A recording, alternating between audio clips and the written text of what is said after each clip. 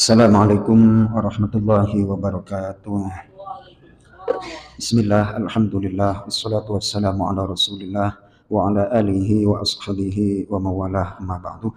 Jemaah salat maghrib Masjid Nurul Ikhlas yang dimuliakan Allah, melanjutkan kajian dari kitab karya Imam Al-Ghazali, kitab Ihya Ulumuddin, yakni hal-hal yang menyelamatkan terhadap seorang hamba. Yang ke-8 adalah niat, ikhlas, dan kejujuran. Nah, niat itu terkait atau berkaitan dengan perbuatan manusia, khususnya adalah orang yang beriman.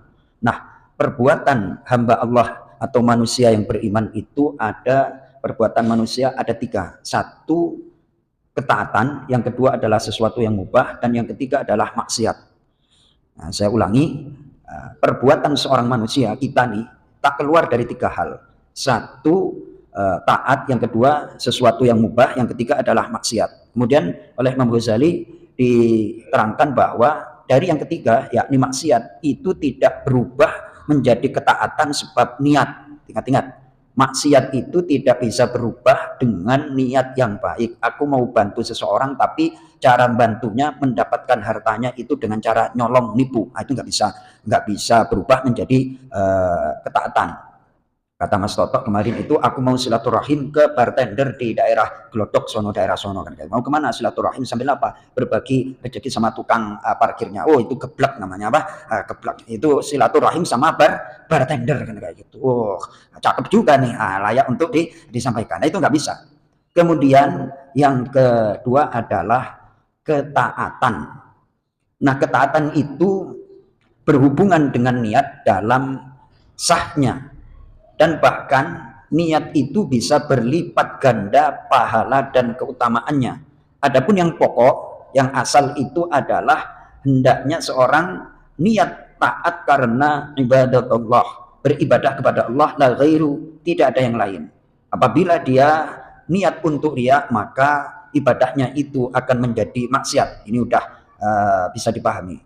Adapun berlipat gandanya keutamaan dari ketaatan, fabikafratin niyatil hasanah, yakni dengan cara memperbanyak niat baik. Alasannya kata Imam Ghazali, karena sungguh satu ketaatan memungkinkan untuk diniati dengan kebaikan yang banyak. Saya ulangi, satu ketaatan memungkinkan untuk diniati dengan kebaikan yang banyak. Maka dia akan mendapatkan satu niat, satu pahala. Karena setiap kebaikan itu akan dilipat gandakan sampai 10 kali. Kemudian contohnya apa contohnya? Nah, ini pas, Imam Ghazali menyampaikan pas. Contohnya adalah duduk di masjid. Duduk di masjid itu adalah ketaatan. Dimungkinkan duduk di masjid itu dengan niat yang banyak, sehingga duduknya itu menjadi keutamaan amal bagi orang yang bertakwa. 1, harus meyakini bahwasannya duduk di masjid itu adalah masjid Baitullah, rumah Allah. Wa anna dakhilahu zairullah. Yang masuk ke rumah Allah itu adalah berkunjung tamu Allah. Kalau sudah menjadi tamu Allah, berhak mendapatkan kemuliaan dari Allah Subhanahu wa ta'ala. 1. Yang kedua, ayyantadhira sholata ba'da sholah. Hendaknya ketika duduk di masjid itu dengan niat aku mau nunggu waktu sholat yang akan datang. Jarak pendek itu maghrib sampai isya. Nah, ketika kita duduk di masjid nunggu sampai isya, itu fayakunu fi sholatin. Duduk aja nunggu waktu sholat mendapatkan pahala sholat. Tuh, kata Imam Ghazali. Kemudian yang ketiga adalah at-tarahhubu bikaffis sam'i wal basari wal a'dha 'anil harakati wat taraddudat. Yang ketiga adalah beribadah dengan cara menahan pendengaran dan mata sekaligus anggota badan dari gerakan yang mengantarkan kepada maksiat. Misalnya nih, kalau sekarang repot, lawang HP-nya juga dibawa. Kalau zaman dulu mau nonton TV nggak mungkin TV-nya dibawa ke masjid. Nah, sekarang HP-nya malah ke masjid. Ayo, ini zaman ini saya kembangkan ini analisanya Imam Ghazali itu 1000 tahun yang lalu, bahwa yang ketiga adalah ketika duduk di masjid menahan diri, pendengaran dan pandangan agar tidak terjerumus kepada hal-hal yang tidak diridhai oleh Allah. Zaman kemarin aja, nggak usah jauh-jauh Pak Adi, tahun 2010 TV itu masih Oke, ya kan, ditonton.